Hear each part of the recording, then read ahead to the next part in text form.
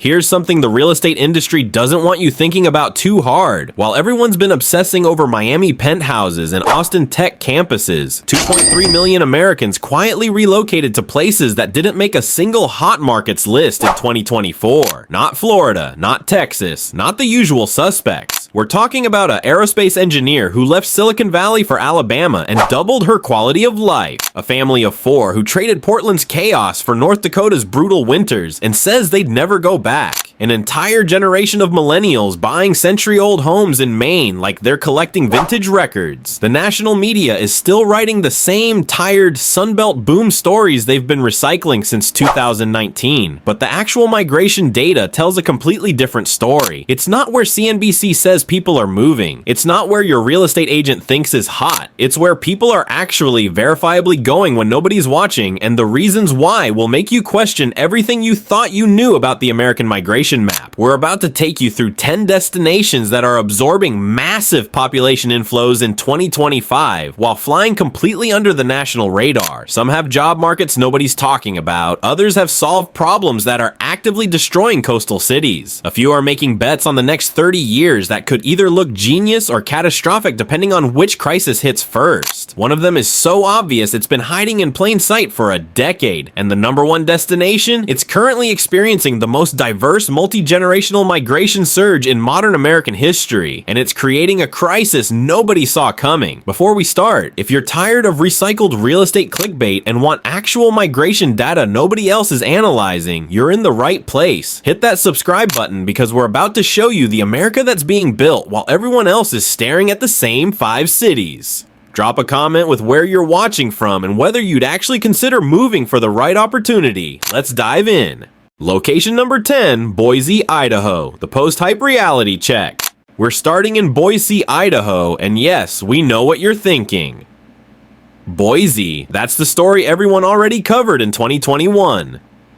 Tech bros fleeing California, housing prices doubling, locals getting priced out, angry Reddit threads, we've heard it all. Except here's what actually happened. The tech bros mostly left. The hype died down. Prices corrected about 8% from their 2022 peak, and migration to Boise didn't slow down at all. It just changed completely. The Boise Metro added 23,400 new residents in 2024, according to census estimates, which puts it in the top 20 fastest growing metros in America. But here's the twist nobody's reporting. The demographics flipped. In 2021, the median age of people moving to Boise was 34, mostly tech workers and remote employees riding the work from home gold rush. In 2024, the median age jumped to 41. These aren't digital nomads looking for mountain views while they slack from coffee shops. These are families with school-age kids, mid-career professionals in healthcare and education, and early retirees who got completely priced out of secondary California markets like Sacramento, Stockton, and Modesto. Zillow data shows the current median home price in Boise at $542,000, which sounds insane until you realize that's still 40% cheaper than Sacramento, 55% cheaper than Portland, and about the same as you'd pay in the suburbs of Denver. The difference? Boise has jobs. The unemployment rate sits at 2.8%. There's no state income tax, and companies like Micron Technology, HP, and a growing healthcare sector are hiring at wages that actually make that $542,000 median pencil out. A family making $140,000 combined can still buy a house here. Try doing that in San Jose. But here's what makes the 2025 Boise story interesting. The city learned from the backlash. After years of locals putting "Don't California My Idaho" bumper stickers on everything, the city council actually started addressing infrastructure. They approved 12,000 new housing units in 2023 and 2024, expanded public transit, and invested in water infrastructure to handle growth. It's not perfect. Traffic on I-84 is genuinely bad now, and housing inventory is still tight, but Boise in 2025 is a city that's trying to grow responsibly instead of pretending growth isn't happening. One local realtor told us off the record, the Californians who moved here in 2021 either left or stopped apologizing. The ones moving here now, they're just families who want a backyard and good schools. It's boring, which is exactly what we needed it to become.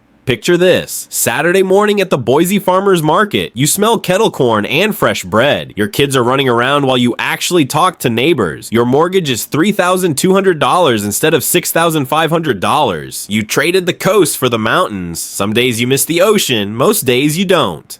And if you thought Boise's evolution from hype cycle to sustainable growth was interesting, wait until you see what's happening in a city that never got the hype in the first place. Location number 9, Huntsville, Alabama, the Aerospace Alley.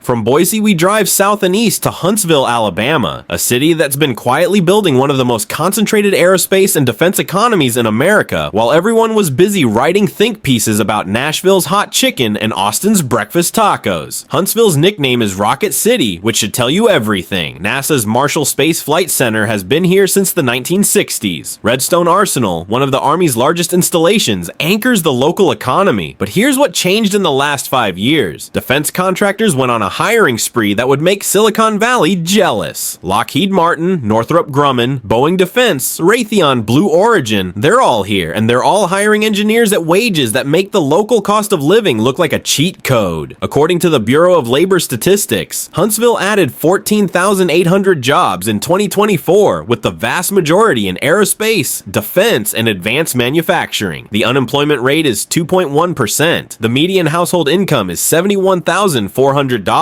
which is $20,000 above the Alabama state average and roughly equivalent to what you'd find in mid-tier coastal suburbs. Except the median home price in Huntsville is $287,000. Let that sink in for a second. High-skilled engineering jobs, low cost of living, and a metro area that's growing at 3.1% annually. The Huntsville metro population crossed 500,000 in 2024, making it the third largest metro in Alabama after Birmingham and Mobile. But unlike those cities, Huntsville is growing because of in-migration, not births. Census data shows that 68% of Huntsville's growth in the last 3 years came from people moving in from out of state. Where are they coming from? Virginia, Texas, California, and Colorado. Basically, people who worked in defense and aerospace in expensive markets and realized they could do the same job in Alabama and actually afford to save money. One Reddit user put it perfectly. I moved from Huntsville to Denver for a defense contractor job in 2019, made 15% more money, paid 90% more for housing, and moved back to Huntsville in 2023. I'm working for the same company remotely now, and I bought a 2,400 square foot house for what a 1-bedroom condo costs in Denver. I'm not even mad. I'm just confused why more people don't know about this. But here's the trade-off nobody sugarcoats. It's Alabama. If you're progressive, you're going to have political frustrations. The summers are swampy and brutal. Expect 95-degree days with 80% humidity from June through September. The public transit is basically non-existent, so you're driving everywhere. And while Huntsville itself is educated and diverse thanks to the engineering population, you're still in the Deep South, which comes with all the cultural and political baggage that implies. Still, migration data doesn't lie. Huntsville's population grew faster than Tampa, Charlotte, or Raleigh in 2024. The city is building a downtown revitalization district, opened a new amphitheater, and landed an FBI regional headquarters. This isn't some sleepy southern town waiting to die. It's a city that figured out how to turn federal contracts into a sustainable 21st century economy. And if Huntsville represents the follow the defense jobs migration pattern, our next stop shows what happens when people start following climate data instead of paychecks.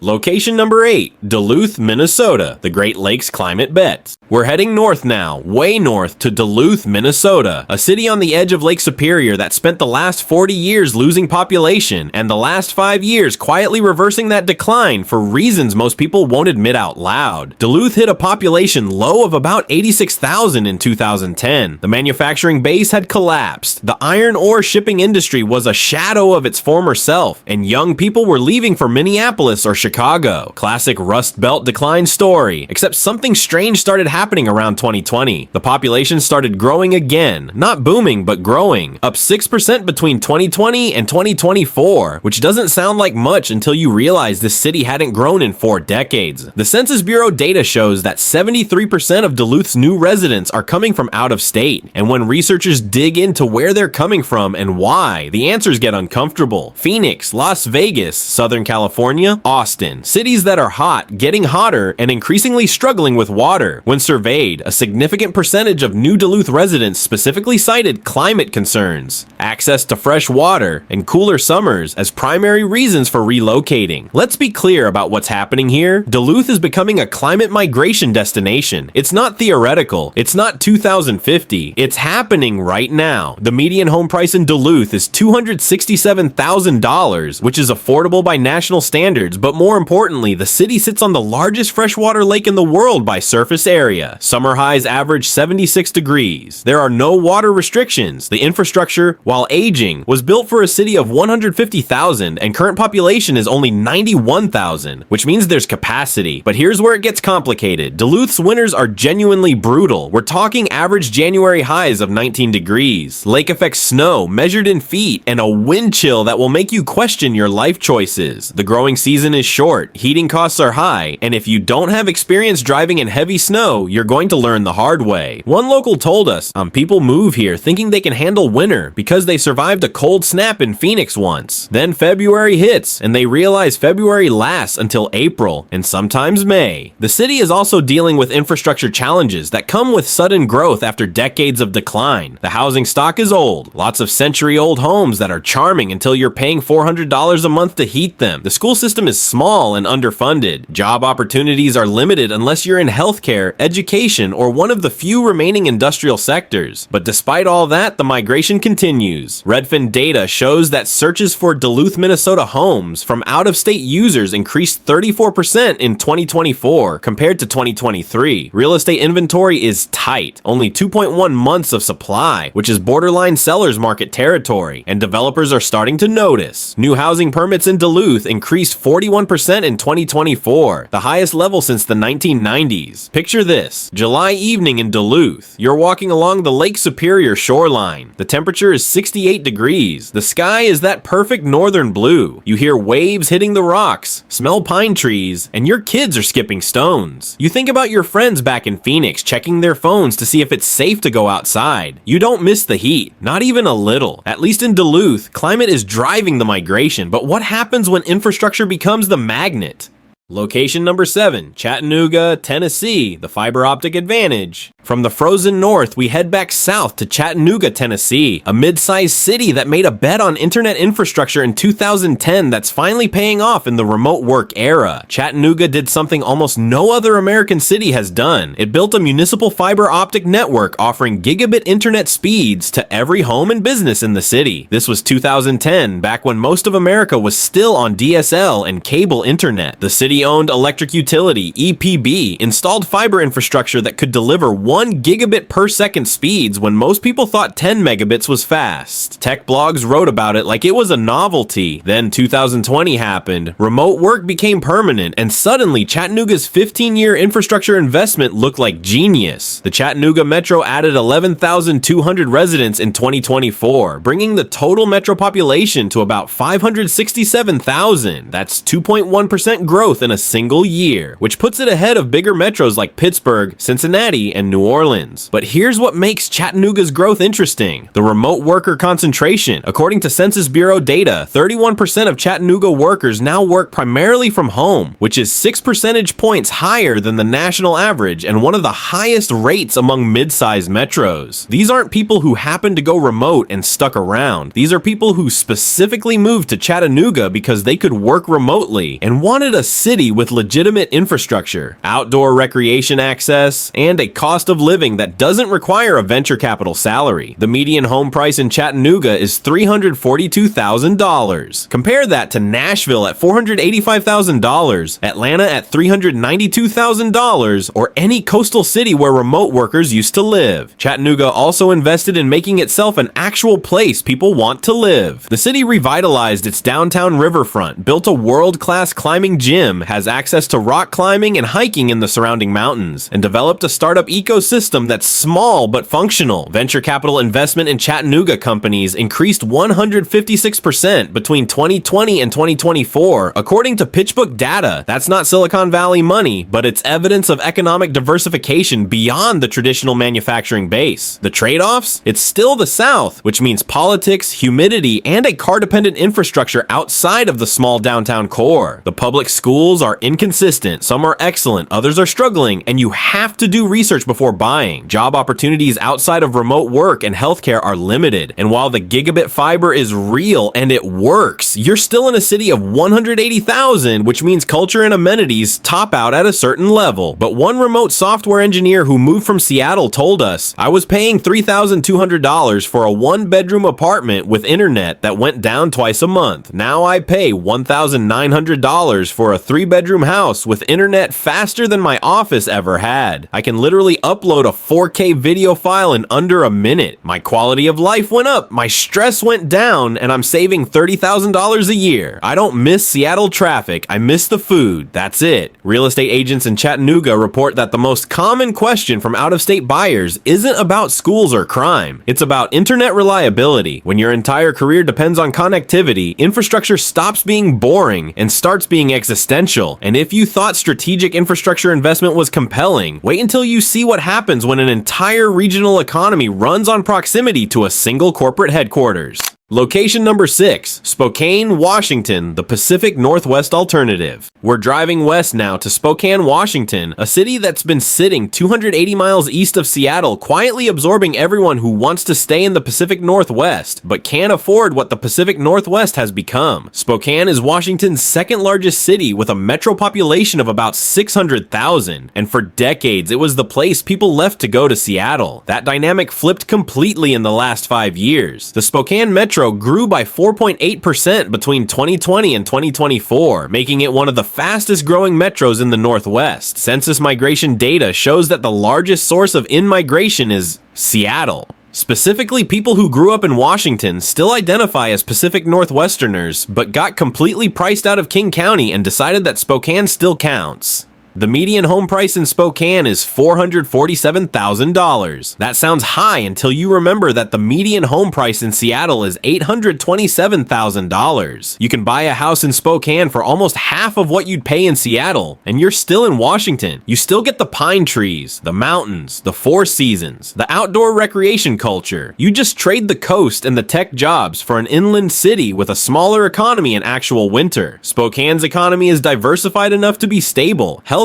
anchored by Providence Health and Multicare, education from Gonzaga University and Washington State University's medical school campus, and a growing tech sector that's small but functional. Amazon has a fulfillment center, there's a modest startup scene, and remote workers are increasingly common. The unemployment rate is 4.1%, which is higher than most cities on this list, but still well below crisis levels. But here's what Spokane offers that you can't get in Boise or Chattanooga. You're still in the Pacific Northwest. The culture is fundamentally different from the Mountain West or the South. Progressive politics are viable. Outdoor recreation is a lifestyle, not an afterthought. You're 2 hours from genuine wilderness. The summers are spectacular, warm and dry with long daylight hours. The food and coffee culture is legitimate, influenced by Seattle's proximity, even if it's not quite the same. The trade-offs are real though. Spokane winters are cold and gray. Not Duluth brutal, but you'll see weeks where the high is 28 degrees and the sun doesn't come out. The economy is smaller, so job opportunities are limited if you're not in healthcare, education, or working remotely. The city has struggled with homelessness and drug addiction, particularly downtown, and while housing is cheaper than Seattle, it's gotten expensive enough that locals who grew up here are feeling their own affordability crunch. One couple who moved from Seattle to Spokane in 2023 put it this way: "We could have moved to Arizona or Texas and saved even more money, but we didn't want to leave the Northwest. Spokane feels like the Washington we remember from 20 years ago before everything got completely insane. We bought a house with a yard. We can afford to have kids. We miss the ocean, but we don't miss the $4,000 rent." Zillow search data shows that Spokane, Washington homes searches from Seattle IP addresses increased 47% year over year in 2024.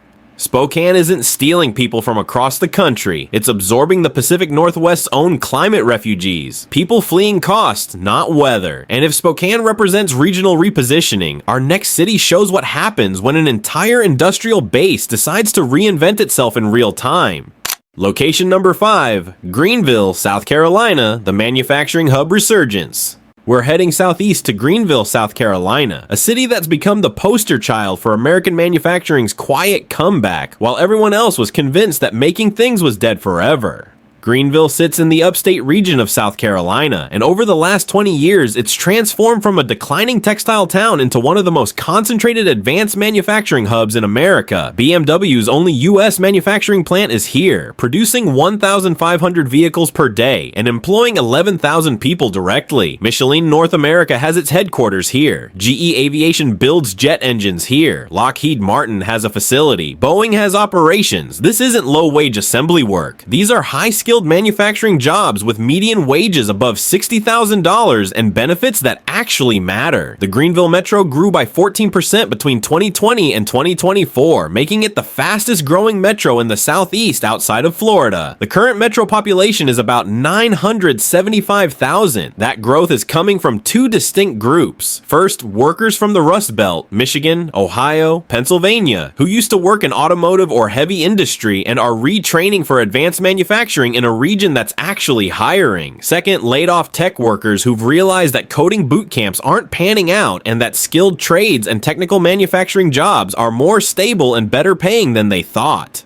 Manufacturing employment in Greenville is up 18% since 2020 according to Bureau of Labor Statistics data. That's the opposite trend for most of America, where manufacturing has been either flat or declining. Companies are investing in automation, robotics, and advanced production methods, which means the jobs are increasingly technical. You're programming CNC machines and managing robotic systems, not just working an assembly line. The median home price in Greenville is $315,000, which is affordable relative to what people are moving from, but increasingly expensive for locals. The cost of living is about 6% below the national average. There's no state income tax on wages, though South Carolina does have property taxes and sales taxes that add up. The climate is humid subtropical, hot summers, mild winters, and enough rain that everything stays green. But here's the Greenville paradox. It's growing so fast that it's starting to experience the same infrastructure strain that killed affordability in other boom towns. Traffic on I-85 is genuinely bad during rush hour. The school system is struggling to keep up with enrollment growth. Housing inventory is tight, only 2.4 months of supply as of late 2024, and the city is sprawling outward in a car-dependent pattern that's creating the exact suburban hell that people moved here to escape. One former auto worker from Detroit told us, "I was unemployed for 16 months after the GM plant closed. I retrained for robotics, got hired by a BMW supplier in Greenville, and bought a house for $280,000.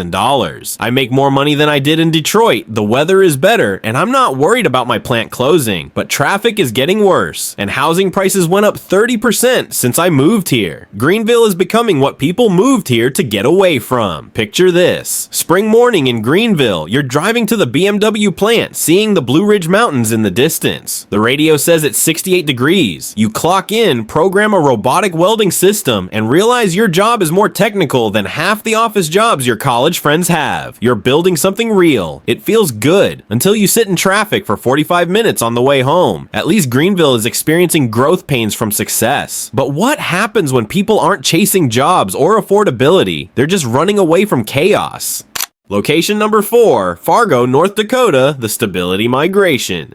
We're going back north, way north, to Fargo, North Dakota, a city that's become an accidental case study in what happens when stability becomes more valuable than excitement. Fargo has the lowest unemployment rate of any metro in America, 1.9% as of late 2024. That's not a typo. Businesses literally cannot find enough workers. The economy is diversified across healthcare, education, agriculture, technology, and finance. Microsoft has a campus here. Sanford Health is headquartered here. North Dakota State University anchors the education sector. The job market is so tight that entry-level positions are offering signing bonuses. The Fargo-Moorhead metro population is about 275,000, and it grew 8.6% between 2020 and 2024. That's massive growth for a small plain city. But here's what's interesting about who's moving there. Census migration data shows significant inflows from Portland, Seattle, San Francisco, and Minneapolis, cities that have struggled with crime, homelessness, and political dysfunction. When researchers survey new Fargo residents, the most common words that show up are safe, stable, clean, and functional. Fargo's violent crime rate is 2.1 per 1,000 residents, which is 60% below the national average. Property crime is also well below national averages. The schools are well funded and functional. The streets are clean. The municipal government works without drama. These sound like boring details until you've lived somewhere where trash doesn't get picked up reliably and you've stopped reporting car break-ins because the police don't respond anymore. The median home price in Fargo is $275,000. The cost of living is about 9% below the national average. There's no state income tax in North Dakota, though property and sales taxes are higher than some other states. If you're making $80,000 combined household income, you can buy a house, raise kids, and save money in Fargo. That same lifestyle costs $180,000 in Seattle. But here's the trade-off that makes people hesitate. Fargo winters are absolutely brutal. January average high is 16 degrees Fahrenheit. Wind chills regularly drop below -20. The city averages 50 inches of snow per year. You will own a heavy winter coat, an engine block heater, and a real snow shovel, not the decorative thing you had in Seattle that one time it snowed 2 inches. And it's culturally conservative in ways that people from coastal cities struggle with. This is the Great Plains. The politics are Republican. The culture is traditional. If you're progressive, you'll have frustrations. If you're LGBTQ+, you need to research carefully. If you're expecting diverse food options and vibrant nightlife, you'll be disappointed. Fargo is a small city that works extremely well for people who want boring, stable, functional lives. If you need cultural excitement, you'll be miserable. But the migration data shows that an increasing number of people are choosing boring over exciting. One couple who moved from Portland in 2023 told us, "We had a neighbor's car broken into 3 times in 6 months. Homeless encampments on our street. No police response. Schools were a mess. We moved to Fargo and our biggest complaint is that the coffee shops close at 7 p.m.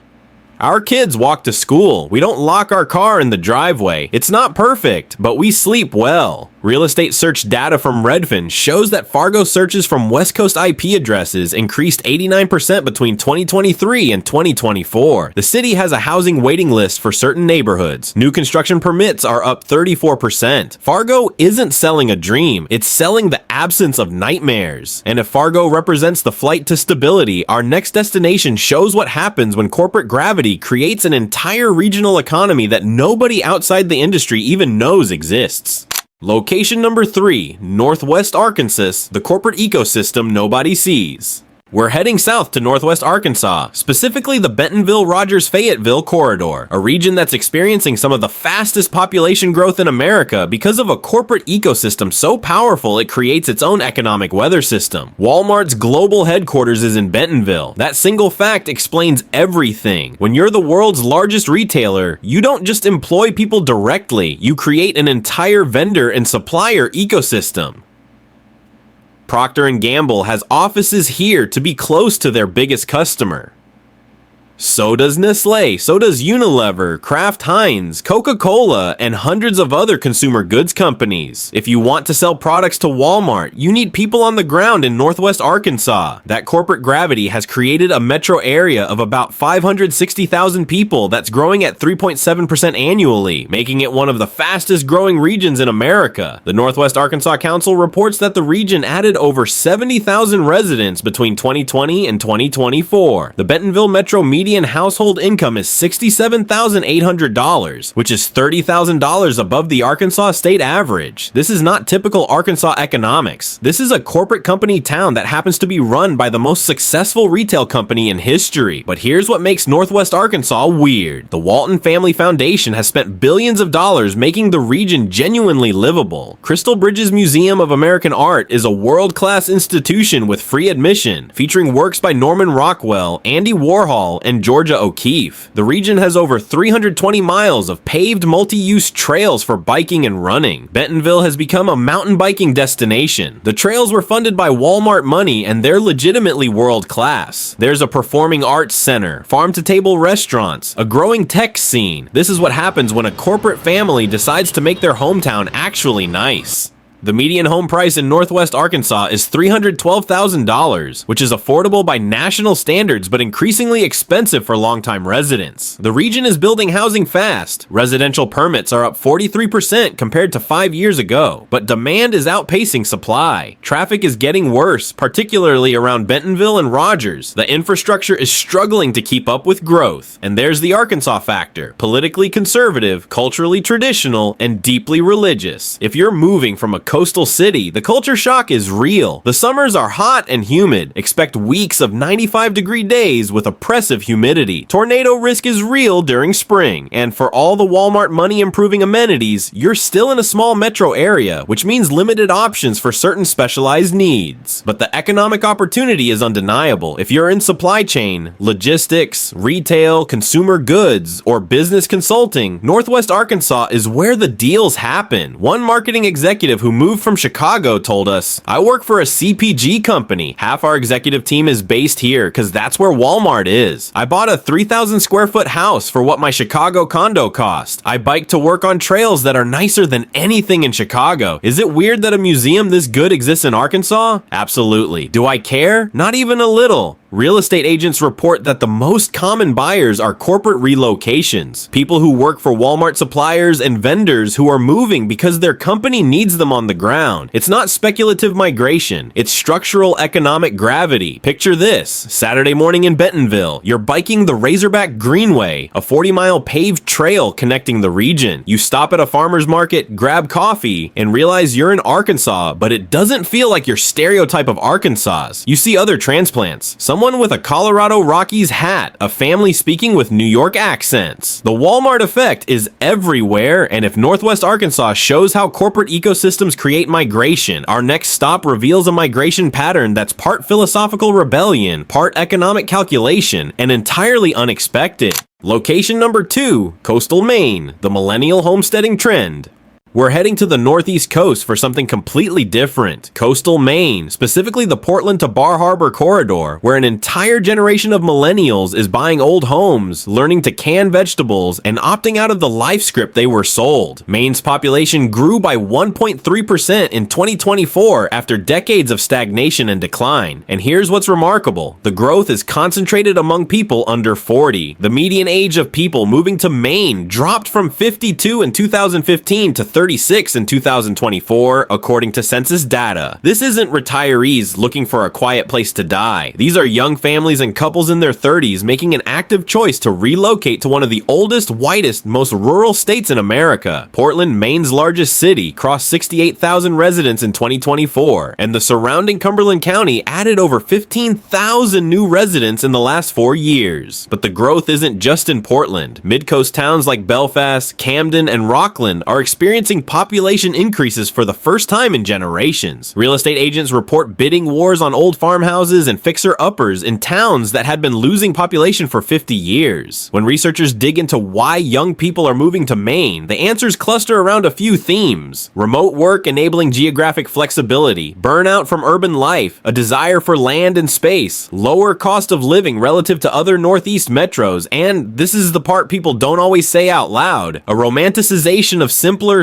slower living that's part homesteading fantasy, part genuine lifestyle redesign. The median home price in Portland is $492,000, which sounds expensive until you compare it to Boston at $728,000 or anywhere in coastal Connecticut. But here's the thing, people aren't just buying in Portland, they're buying old farmhouses in places like Blue Hill, Damariscotta, and Hope for $280,000 and spending their weekends learning to split firewood and insulate attics. There's an entire subset of millennial migrants who moved to Maine specifically to buy old homes, renovate them slowly, and document the process on Instagram and YouTube. Maine's remote work adoption rate is 31%, which is among the highest in the nation. The state has invested in broadband expansion, though rural connectivity is still inconsistent. If your job is fully remote and you're willing to learn how to winterize a house built in 1890, Maine offers a cost of living about 4% below the national average, with access to the ocean, forests, and a culture that values values independence and self-reliance. But Maine is not easy. The winters are long, dark, and isolating. The growing season is short. Heating costs are brutal if you're in an old, poorly insulated house. The job market outside of Portland is limited to tourism, healthcare, and education. The state is 94% white, which means if you're looking for diversity, you won't find it here. And the infrastructure in rural areas is bare bones. No public transit, limited services, and if you need specialized healthcare, you're driving to Portland or Boston. But for a certain type of person, those trade-offs are the point.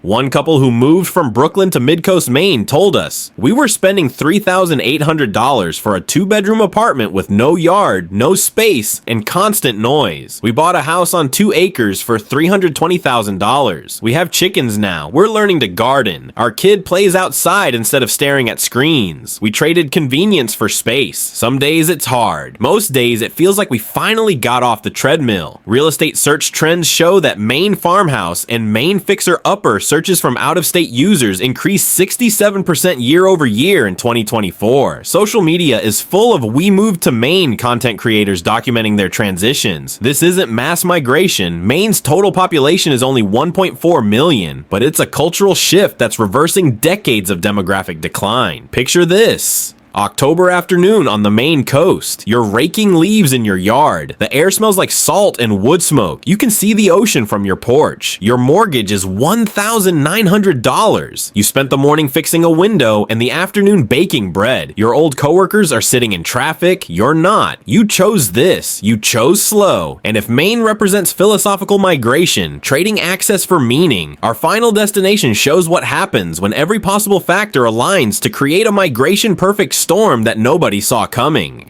Location number 1, Asheville, North Carolina, the convergence crisis. We've arrived at number 1, Asheville, North Carolina, a city that's currently experiencing the most diverse multi-generational migration surge in modern American history, and it's creating a crisis that perfectly encapsulates everything we've been talking about. Asheville checks every single box: climate, 4 seasons, mild winters, beautiful summers, geography, Blue Ridge Mountains, hiking, outdoor recreation paradise, culture, art scene, farm-to-table food, craft breweries, progressive politics in a purple state, healthcare. Mission Health System is one of the best in the region, which matters for retirees. Remote work infrastructure, decent broadband, growing co-working scene, proximity, 2 hours from Charlotte, 4 hours from Atlanta. The city offers something for everyone, which is exactly the problem. The Asheville metro population crossed 470,000 in 2024, up from 424,000 in 2020. That's 11% growth in 4 years, making it one of the fastest growing small metros in America. But here's what makes Asheville unique. The migration is multi-generational and multi-demographic. Retirees from Florida looking for cooler weather, young families from Charlotte and Atlanta looking for smaller city living, remote workers from everywhere looking for lifestyle quality, artists and creatives priced out of Austin and Portland, climate-conscious migrants from hot states. They're all converging on Asheville simultaneously. The median home price in Asheville is now $489,000, up from $320,000 in 2019. That's 53% appreciation in 5 years. Rental prices have increased even faster. The average 2-bedroom apartment rents for $1,850, which is absurd for a city where the median household income is only $61,000. Asheville has become unaffordable for the people who actually live and work there, and the disconnect is creating genuine social tension. Local service workers, the bartenders, hotel staff, restaurant workers who make Asheville's tourism economy function increasingly can't afford to live in the city. They're commuting from 30, 40, 50 miles away. Teachers are living with roommates. Nurses are leaving for cities where their salaries stretch further. The city that everyone wants to move to is becoming unlivable for the people who make it function, and the infrastructure is breaking. Traffic on I-26 and I-40 is legitimately bad. The school system is overcrowded. Housing construction isn't keeping pace. Asheville built 1,200 housing units in 2024 while adding 4,600 new residents. The city is geographically constrained by mountains, which limits sprawl but exacerbates the housing shortage. New development faces intense NIMBYism from people who moved here 5 years ago and now want to preserve the character they're actively destroying. But people keep coming. Real estate agents report that 70% of home buyers in Asheville are from out of state. Cash offers are common, often from retirees or remote workers who sold homes in expensive markets and can outbid locals easily. One local realtor told us off the record, "I have clients who've been outbid 15, 20 times.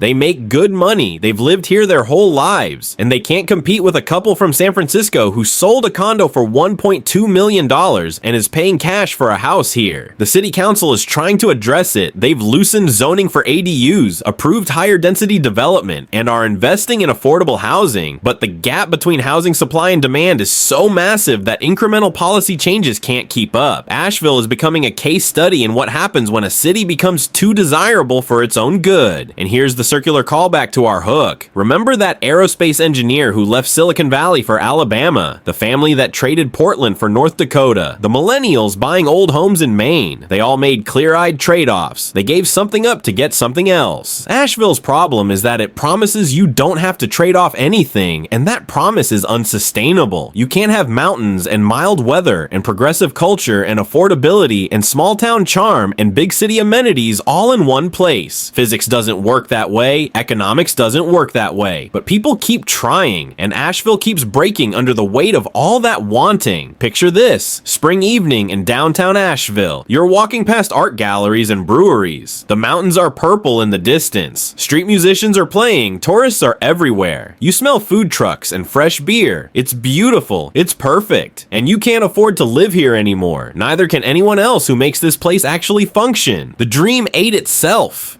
So here's what we learned from this journey across 10 cities that are absorbing America's quiet migration in 2025. The pattern is clear. People aren't following the headlines anymore. They're not moving to the cities that CNBC says are hot. They're making calculated decisions based on infrastructure, climate data, job markets, and increasingly philosophical questions about what kind of life they actually want. Boise evolved past its hype. Huntsville weaponized defense spending into a sustainable economy. Duluth is quietly becoming a climate refuge whether we want to admit it or not. Chattanooga built gigabit fiber and waited for the world to catch up. Spokane is absorbing everyone who wants the Pacific Northwest without the Pacific Northwest price tag. Greenville brought manufacturing back and is paying the price in traffic. Fargo is selling stability to people exhausted by chaos. Northwest Arkansas proves that corporate gravity creates entire regional economies. Maine is absorbing millennials who decided they'd rather split wood than sit in traffic. And Asheville became so perfect that it broke under the weight of everyone wanting the same perfect thing. The victims in this story aren't just the people being priced out, though they are absolutely victims. It's also the people moving to these places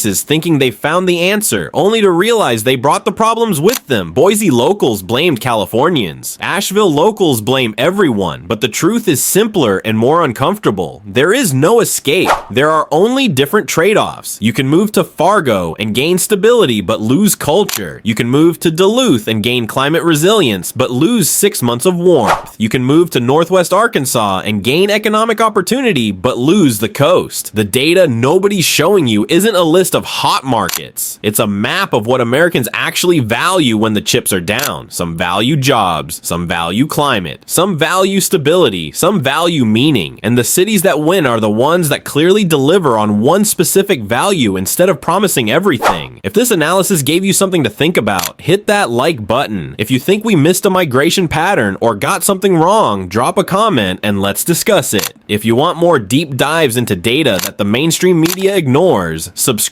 and turn on notifications because we're just getting started. Share this with anyone who's thinking about relocating or anyone who wants to understand where America is actually moving instead of where the narrative says it's moving. Thanks for watching. We'll see you in the next one.